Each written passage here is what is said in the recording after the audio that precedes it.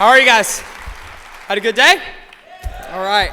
I'm going to tell you a story. Last time I was in America, I got a chance to spend some time with my grandfather. My grandfather's this very old, wise man, and he walks around on a cane and had a really, really successful life. He's retired now, but he used to be a nuclear physicist, and so he's like one of these rocket scientists we have over in America.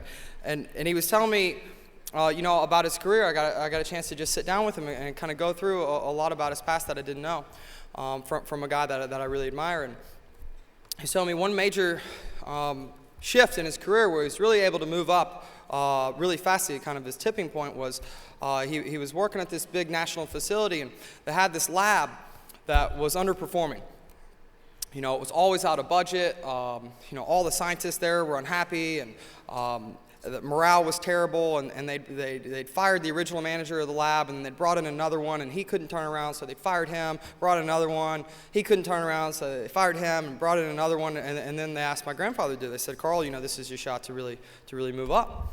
And he's telling a story, and he's like, so I went to the lab, and I turned it around, and then from there, I started moving up, and I'm like, well, hold on.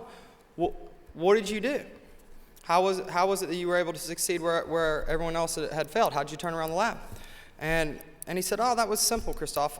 All I did was I'd give all the scientists the orders for the day of what they had to do, and then I'd sit down next to them, and I'd do their work with them.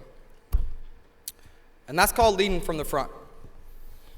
And it's so easy in our business to get caught up in different labels and different roles of, I'm a leader, so that means that I tell people what to do, or I'm a top guy, so that means I don't really have to set the pace anymore, have other people do it for me, or I'm a manager, so that means I sit behind a desk. But what a real entrepreneur does is whatever he has to do that day to grow his business.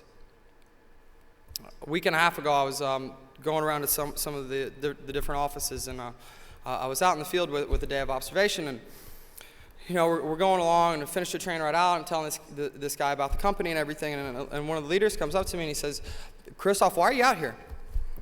Isn't it the leader's job to take out the days of observation? I said, well, yeah, but I'm the leader. He said, I thought you were a manager. I'm like, I am a manager, but managers are meant to be leaders as well. And in our business, so much of it is we know what we should do, but we don't do it because it's not always going to be what you want to do at the moment. And the chief cause of unhappiness is trading what you truly want for what you can have at that moment. But if you guys as a group are willing to do today what other people aren't willing to do, then tomorrow you're going to have things that normal people will never have. So thanks so much for having me. You guys have a great night.